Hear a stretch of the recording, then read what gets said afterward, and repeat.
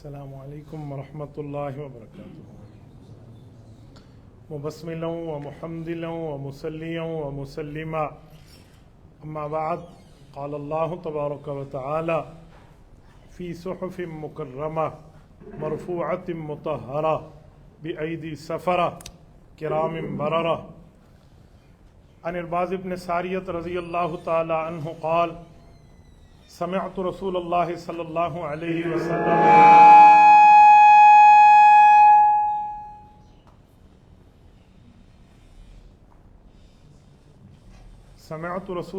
صلی اللہ علیہ وسلم یقول اللہم اجعلہ ہادیا ومہدیا واہد بہ، رواہ الامام الہمام احمد فی مسندہ۔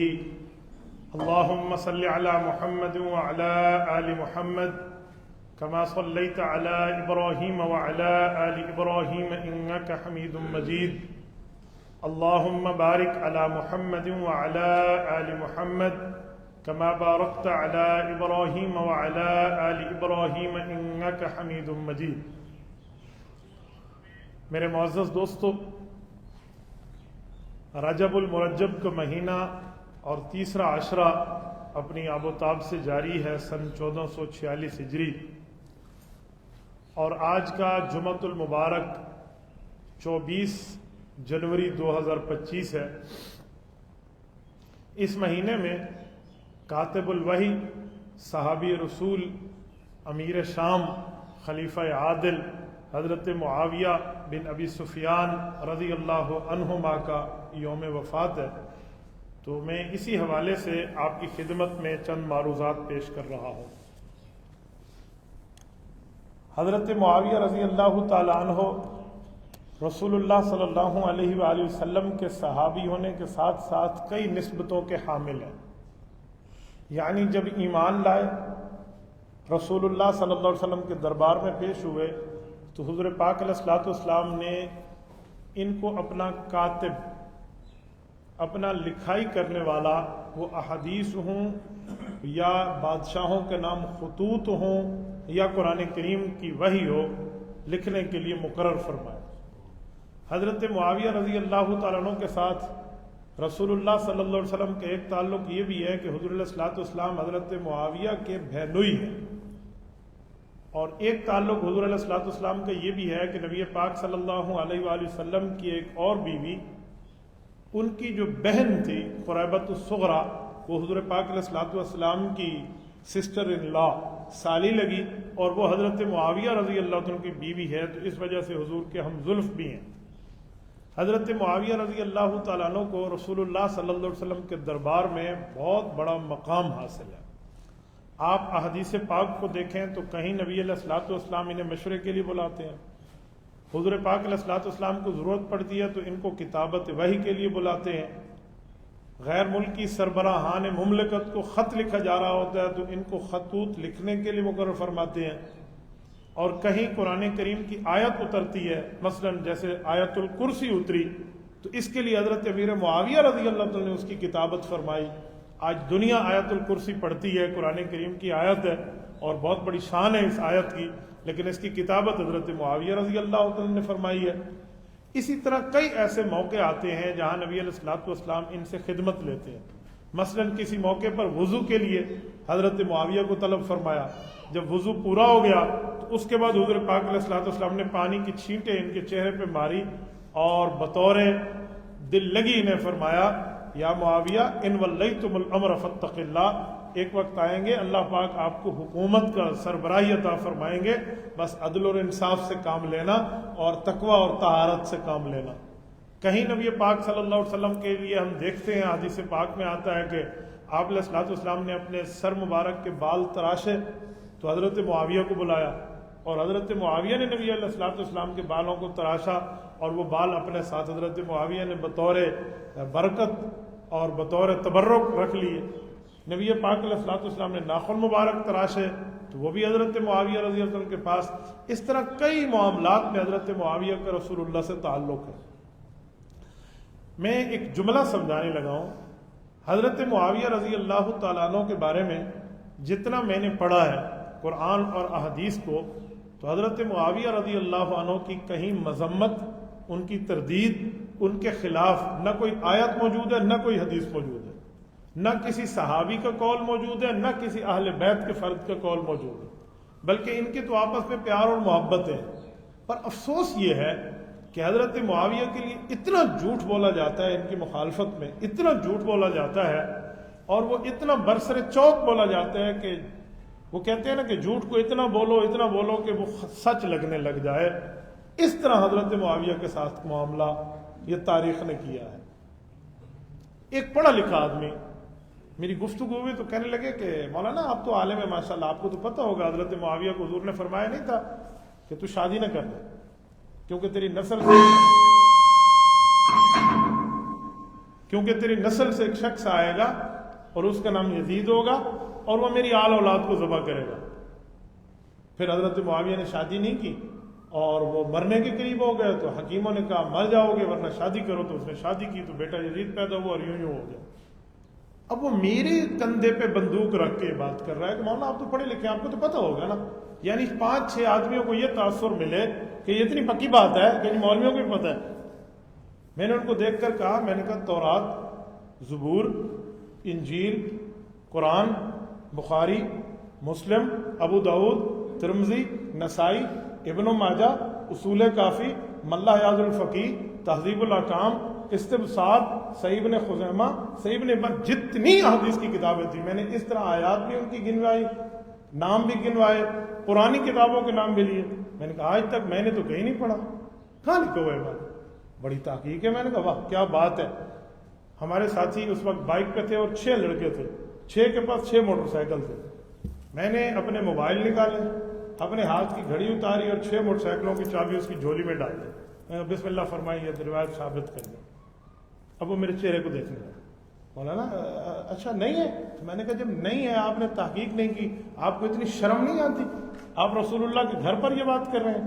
حضرت معاویہ حضور کے گھر کا بندہ ہے، نبی علیہ الصلوۃ والسلام کی بیوی کا بھائی ہے، حضور پاک کا گھریلو فرد ہے، کاتب الوحی ہے، عظیم صحابی رسول ہے، صحابی کا بیٹا ہے، صحابیہ کا بیٹا ہے، اس کی ماں صحابی، اس کا والد صحابی، اس کے بھائی صحابی، خود رسول اللہ نے اسے دعائیں دی ہیں، آپ نے اتنا بڑا جرم اس کے ماتھے تھوپ دیا۔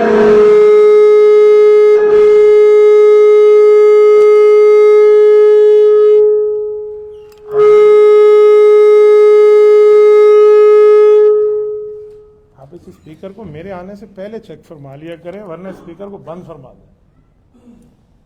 یہ اسپیکر اور علماء کی پرانی نہیں بنتی آپس میں نا، تو یا تو اس کو پہلے چیک فرما لیا کریں اور یا بند کر دیا کریں۔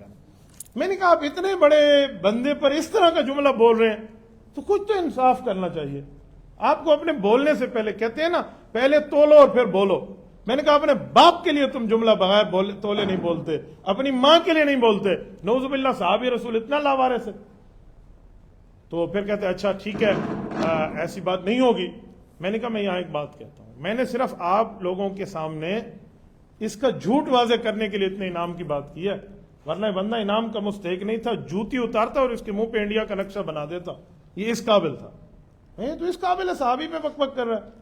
تو میری بات کا مطلب یہ ہمارے سامنے بات ہوتی ہے جہاں مانا جاتا ہے کہ آدمی عالم ہے، مفتی ہے، اس کو تحقیق ہے اور وہ اس فیلڈ کو جانتا ہے۔ مجھے بتائیں جو بندہ نہیں جانتا ہوگا، جس کو شریعت کے بارے میں نالج اتنا زیادہ نہیں ہوگا، صرف نماز روزے تک محدود ہوگا، اس کے سامنے حضرت معاویہ پہ لوگ کتنے جھوٹ بولتے ہوں گے۔ تو یہ میں نے اندازہ لگایا حضرت معاویہ رضی اللہ عنہ کے حوالے سے اتنا جھوٹ اللہ مان والا۔ میں ایک اور بات آپ کو بتاؤں، میں گاڑی میں سفر کرتے ہوئے آ رہا تھا، یہ اپنے طالب علمی زمانے کی بات کر رہا ہوں، کراچی سے ڈی آئی خان۔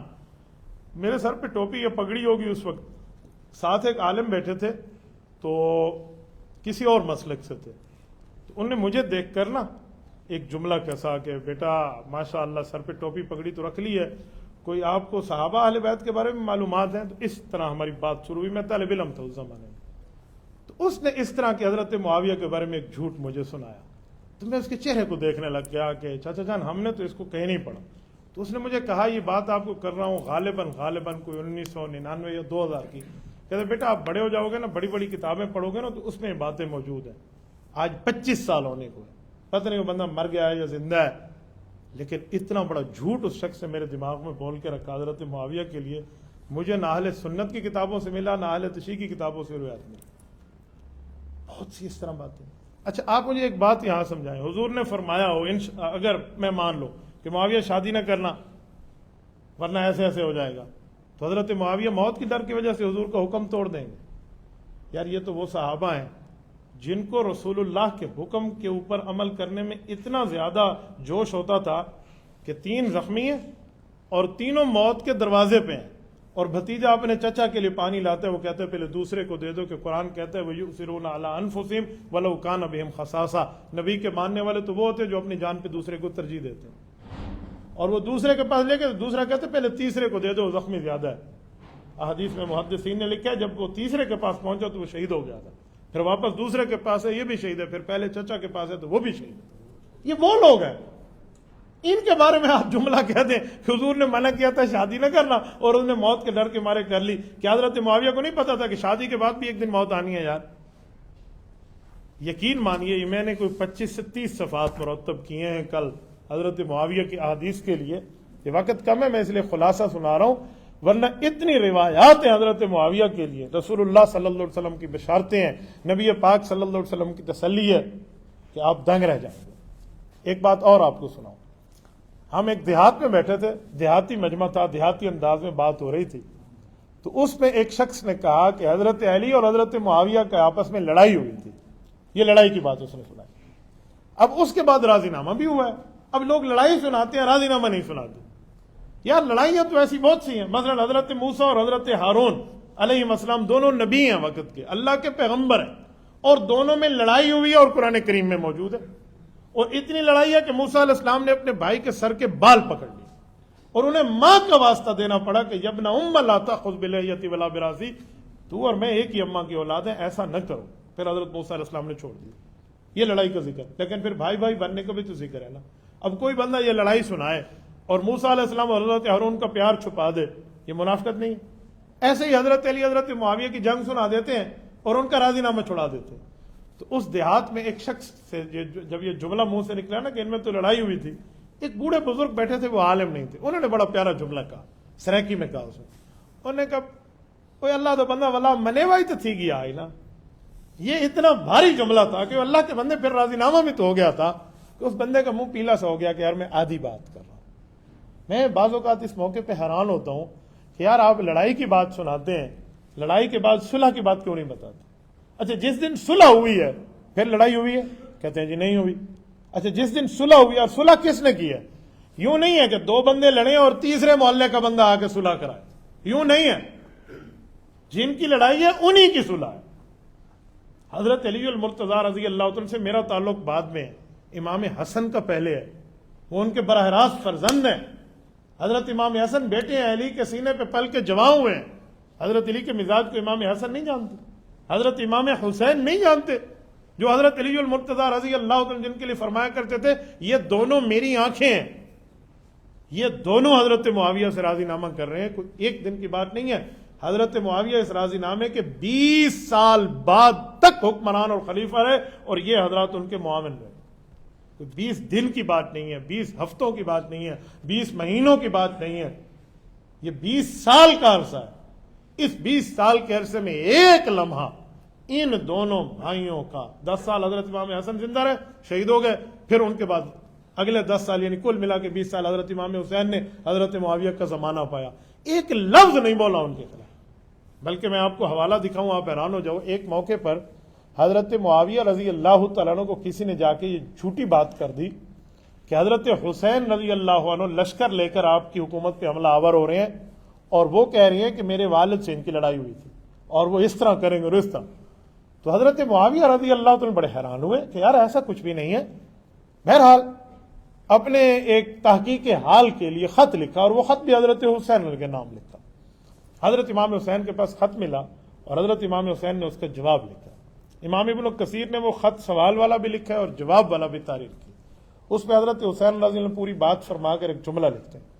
وہ کہتے ہیں کہ انا قد بعیانا فلا سبیل الی نقض، کہ امیر المؤمنین جب میں نے آپ کے ہاتھ میں ہاتھ دے کر بیعت اور پرومس کر لیا راضی نامے کا، تو کوئی وجہ ہی نہیں ہے اس کے توڑنے کی.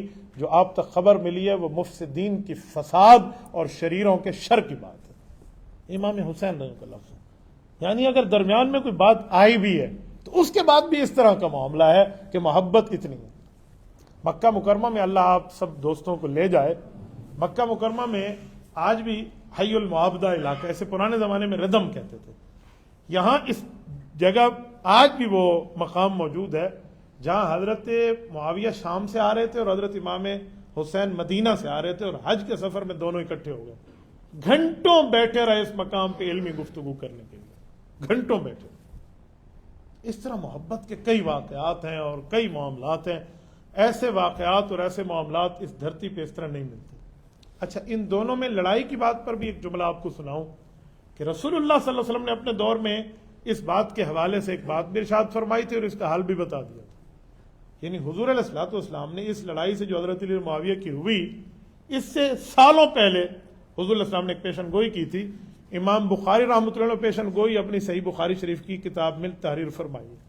وہ فرماتے ہیں حضرت رسول اللہ صلی اللہ علیہ وسلم بیٹھے تھے مسجد نبوی میں، بات چل رہی تھی، تو امام حسن بالکل چھوٹے تھے اور وہ تشریف لائے تو حضور پاک علیہ السلام نے اٹھا کے انہیں گود میں بٹھایا اور پھر حضرت امام حسن کو حضور پیار کریں اور ایک نظر امام حسن کو دیکھیں اور ایک نظر لوگوں کو دیکھیں اور خطبہ اور بات ارشاد فرمائیں. اس دوران اللہ کے رسول نے حضرت حسن کے سر مبارک پہ ہاتھ رکھا. یعنی امام حسن کی وفات، حضرت رسول اللہ کی وفات جب ہوئی، امام حسن کی عمر کو 8.5 سال 8 سال ہے، تو یہ وفات سے پہلے کی بات ہے. 7 سال عمر ہو، 6 سال سمجھ لیں، یعنی اس زمانے کی بات ہے. حضور علیہ السلام نے ہاتھ رکھا اور فرمایا لوگو ان ابنی ھذا سید، فرما رہی یہ میرا بیٹا حسن ہے، سید ہے، سردار ہے. فلا اللہ ان یصلح بہ بین فئتین عظیمتین من المسلمین. الفاظ پہ غور کرنا، الفاظ نبوت پر نظر رکھنا. فرمایا مجھے اللہ سے قوی امید ہے، ان قریب مسلمانوں کی 2 بڑی جماعتیں آپس میں لڑ پڑیں. کس کی جماعتیں؟ بولیے، مسلمانوں کی یا مسلمانوں اور کافروں کی؟ لفظ سننا، من المسلمین، 2 مسلمانوں کی جماعتیں آپس میں لڑ پڑیں گی اور میرا یہ بیٹا حسن اس میں صلح کا کردار ادا کرے گا. یہ حضور نے فرمایا. اس سے پتہ چلا لڑائی کے بعد بھی اسلام برقرار رہے گا، مسلمانیت برقرار رہے گی، آپس کا بھائی بھائی ہونا برقرار رہے گا. وہ وجوہات کچھ اور ہوں. تو یہ رسول اللہ کی صحیح حدیث ہے، یہ فیصلہ نہیں کر دیتی حضرت معاویہ رضی اللہ عنہ کی فضیلت کے حوالے سے. تو یہ امام حسن نے پھر صلح کرائی اور اللہ تعالی امام حسن سے کام لیا. کہتے ہیں حضرت معاویہ رضی اللہ عنہ نے حضرت امام حسن کو سفید کاغذ بھجوایا تھا کہ جو اس پہ لکھنا چاہیں لکھ دیں. بھتیجی آپ پہلے دن فرماتے پہلے دن لڑائی ختم تھی، آپ نے آج فرمایا آج ختم. انہوں نے جو لکھا حضرت معاویہ نے دستخط فرما دیے کہ میرے لیے تو نبوت کے گھر کا فیصلہ ہے. اس سے بڑی بات اور کیا کریں گے؟ اس طرح کی محبت والے معاملے کو لوگوں نے لڑائیوں کے حوالے ڈال دیا اور اس طرح خطرناک معاملے میں ڈالا کہ اللہ مانو والا. میں ایک بات مزید آپ کو سناؤں. اتنی حدیث کے بعد بھی ایک بات، ایک خلیفہ وقت گزرے ہیں دنیا میں، آپ نے پڑھا بھی ہوگا اور سنا بھی ہوگا، عمر بن عبد العزیز رحمۃ اللہ. بہت بڑے آدمی تھے، اتنے انصاف پسند امیر المؤمنین تھے. کہتے ہیں بکری اور بھیڑیا ایک گھاٹ پر پانی پیتے تھے اس کے دور خلافت میں. اتنا عدل اور انصاف تھا کہ بھیڑیا کبھی بکری پہ حملہ آور نہ ہوا. ان کے دور خلافت میں اتنا عدل تھا. انہوں نے ایک رات خواب دیکھا کہ یہ حضرت علی اور حضرت معاویہ رضی اللہ عنہ کے معاملات میں سوچتے تھے نا کہ یار یہ لڑائی بھی ہوئی پھر صلح بھی ہوئی، اللہ کے دربار میں اس پہ کیا فیصلہ ہوگا. تو یہ بات چلی. وہ کہتے ہیں میں نے ایک رات خواب دیکھا اور اتنے بڑے تابعی ہیں، صحابہ کے شاگرد ہیں اور نیک صفت عادل حکمران ہیں، ان کا تقوی اور طہارت والا خواب عرض کر رہا ہوں. کہتے ہیں میں نے رات کو خواب دیکھا رسول اللہ صلی اللہ علیہ وسلم تشریف لائے اور حضور علیہ الصلوۃ والسلام کے ساتھ 5 صحابہ ہیں، حضرت ابو بکر، حضرت عمر، حضرت عثمان، حضرت علی، حضرت معاویہ رضی اللہ عنہ. 3 صحابہ حضرت ابو بکر، حضرت عمر اور عثمان حضور کے ساتھ بیٹھ گئے ہیں اور ایک بند کمرہ ہے. گویا کہ مجھے یہ سمجھایا جا رہا ہے کہ اس میں اندر حساب لیں گے اللہ تعالیٰ. اس کمرے میں جو بندہ جائے گا وہ حساب دینے جائے گا. کہتے ہیں حضرت علی بھی گئے اور حضرت معاویہ بھی گئے اور وہ کمرے کا دروازہ بند ہو. اب یہ خواب دیکھ رہے ہیں، کمرے کا دروازہ بند ہو. ایک وقت لگا ہے، باہر نہیں آ رہے. کچھ وقت کے بعد حضرت علی المرتضیٰ رضی اللہ عنہ باہر نکلے اور بڑے خوش و خرم حشاش بشاش فرماتے اللہ نے میرے حق میں فیصلہ فرما دیا. اور حضرت علی یہ بات ارشاد فرماتے رسول اللہ کے ساتھ بیٹھ گئے. کہتے اب ہمیں انتظار تھا کہ حضرت معاویہ کب نکل. کہتے ہیں ایک وقت اور لگا, پھر کمرے کا دروازہ کھلا اور وہ بھی حشاش بشاش اور معاویہ باہر آ رہے ہیں اور فرماتے ہیں میرے اللہ نے مجھے معاف فرما دیا. یہ حضرت عمر بن عبدالعزیز کا خواب. تو اس سے بندہ اندازہ لگا لے کہ رسول اللہ کے صحابہ میں اگر اس طرح کی کوئی بات ہو گئی ہے تو انہوں نے بات ختم بھی کر دی. اگر والد اور چچا میں کوئی لڑائی آ جائے تو بیٹے اور بھتیجے کا یہ حق نہیں بنتا کہ ان کا قاضی بن جائے یا ان کے خلاف کوئی بک بک کرے. وہ دونوں اس کی آنکھیں ہیں, وہ دونوں اس کے لیے محترم ہیں. یہاں حضرت علی رضی اللہ تعالیٰ عنہ کے حق کی بات ہے, حضرت معاویہ رضی اللہ تعالیٰ کی اللہ تعالیٰ کی طرف سے معافی کی بات ہے, رسول اللہ کی طرف سے خوشخبری اور پیشن گوئی کی بات ہے. اس کے باوجود بھی اس طرح کی باتیں, یہ کوئی معنی نہیں رکھتا. الزامات حضرت معاویہ پہ اتنے لگاتے ہیں لوگ. ایک شخص نے مجھے کہا کہ حضرت معاویہ ممبر پہ حضرت علی کو گالیاں دلواتے تھے. مجھے بڑی ہنسی آئی اندر سے. میں نے کہا اتنا بڑا ڈھٹائی سے جھوٹ بول رہا ہے. میں نے اسے کہا بھائی 2 سوال کروں گا. ممبر پہ گالیاں دلواتے تھے, میرا ایک سوال ہے. پہلا, یہ تجھے پتہ چلا ہے امام حسن کو پتہ نہیں تھا, انہوں نے راضی نامہ کیوں کیا؟ امام حسن کو نہیں پتہ, امام حسین کو نہیں پتہ تھا, انہوں نے راضی نامہ کیوں کیا؟ تجھ تک یہ خبر پہنچ گئی, ان بھائیوں تک نہیں پہنچی تھی. میں نے کہا یہ سوال کا جواب دو, پھر دوسرا سوال کرو. مجھے پتہ ہے اس میں کوئی اور جھوٹ بولے گا, ایک جھوٹ کو بچانے کے لیے 100 جھوٹ بولنے پڑتے. اس نے کہا بس یہ خبر جو تھی نا یہ چھپ کے تھی, حضرت امام حسن تک نہیں پہنچی تھی. میں نے کہا اس کا معنی ہے پہلی بات جھوٹ ہے. کہتے وہ کیوں؟ میں نے کہا جو بات ممبر پہ ہوتی ہے وہ چھپ کے نہیں ہوتی. ممبر پہ تو سب کے سامنے ہوتی ہے. ادھر کہہ رہے ہو چھپ کے گالیاں دلوا رہے ہیں, ادھر کہہ رہے ہیں ممبر پہ دلوا رہے ہیں. ان دو میں سے کون سا لفظ سچا ہے, اس شک پر ذرا ہاتھ رکھ دو. تو جھوٹے کو پکڑنا بہت آسان ہے, کوئی مشکل نہیں ہے. صرف اور صرف بکواسیات ہے, جھوٹ ہے, الزام تراشی ہے, ایسا کچھ بھی نہیں ہے. کوئی حضرت عمار بن یاسر رضی اللہ عنہ کی شہادت کو اٹھا کے کہتے ہیں کہ یہ برے لوگوں نے ان کی شہادت کی تھی اور وہ حضرت معاویہ کے ساتھ تھے. حالانکہ ایسا نہیں ہے. حضرت عمار بن یاسر کی جن نے شہادت کی ہے وہ ظالم خارجی ہیں.